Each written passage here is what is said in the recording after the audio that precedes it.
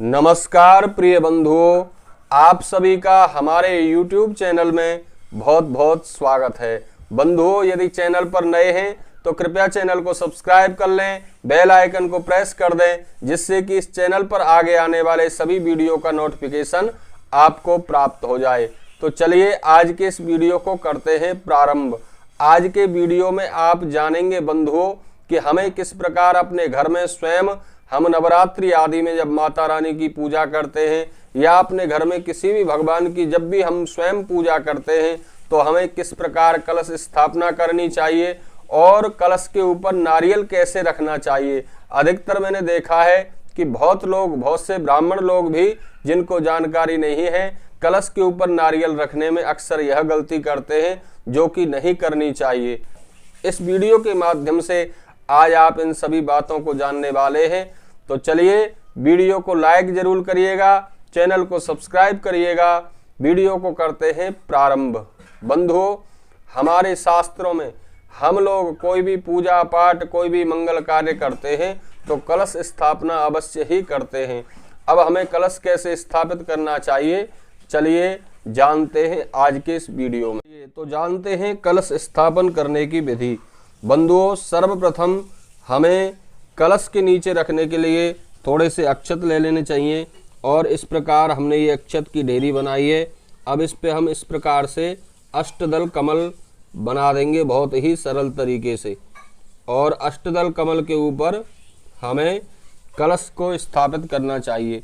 आप मिट्टी का कलश लें या ताम्र का कलश लें या पीतल का कलश लें, जो भी आप लोटा या मिट्टी आदि का कलश लें, उसके कंठ पर इस प्रकार हमें मौली बंधन कर लेना चाहिए 3 बारी और एक स्वस्तिक चिन्ह बना लेना चाहिए।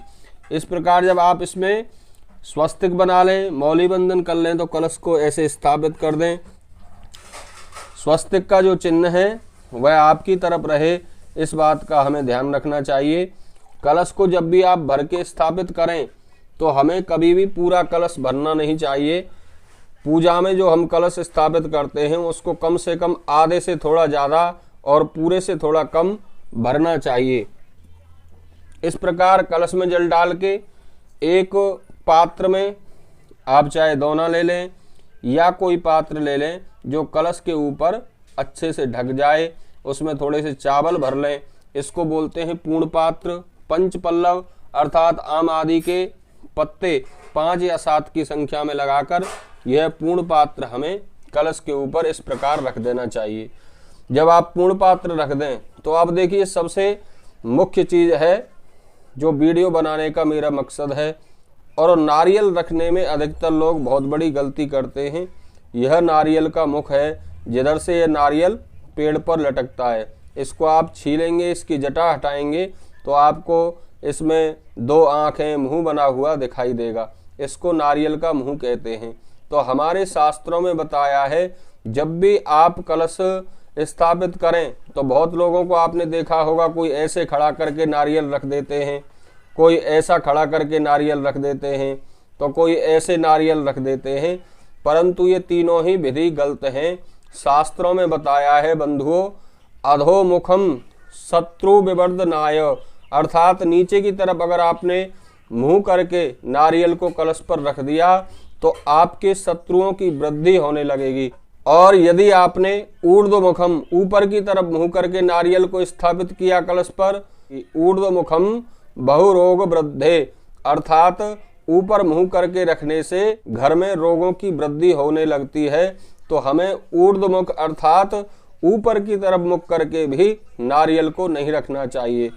और पूर्व मुखम अर्थात शास्त्रों में बताया है बंधुओं, प्राची मुखम लक्ष्मी विनाशनाय, अर्थात आपने यदि नारियल को पूरब की तरफ उधर मुंह करके यदि आपने नारियल को रख दिया तो लक्ष्मी का विनाश होने लगता है, घर में आर्थिक तंगी आने लगती है। तो हमें नारियल को कैसे रखना चाहिए, अपनी तरफ मुंह करके।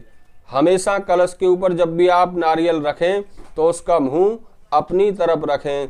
तो शास्त्रों में बताया है बंधुओं, जब भी आप नारियल को रखें इस प्रकार अपनी तरफ मुंह करके हमें कलश के ऊपर नारियल स्थापित करना चाहिए। ध्यान रखिएगा, पहले कलश के ऊपर आप एक स्वस्तिक चिन्ह बना लें, कंठ में मौली बांध लें, 5 या 7 की संख्या में आम आदि के पंच पल्लव लगा लें और फिर इस प्रकार अपनी तरफ मुंह करके नारियल को हमें रखना चाहिए। जैसे ये हमारे भगवान जी बैठे हैं, बहुत लोग प्रश्न करते हैं कि क्या हमें भगवान की तरफ मुंह करें, कैसे करें। आप इसमें बहुत अच्छे से समझ सकते हैं। इस प्रकार हमें नारियल का मुख रखना चाहिए।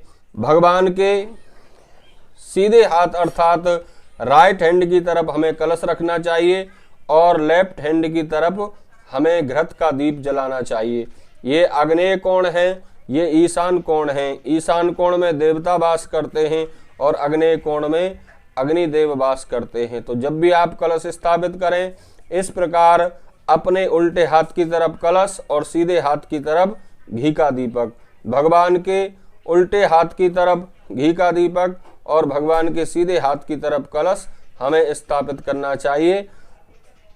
तो उम्मीद करता हूं आपको अच्छे से समझ में आया होगा इस वीडियो के माध्यम से कलश स्थापित करने की विधि। धन्यवाद।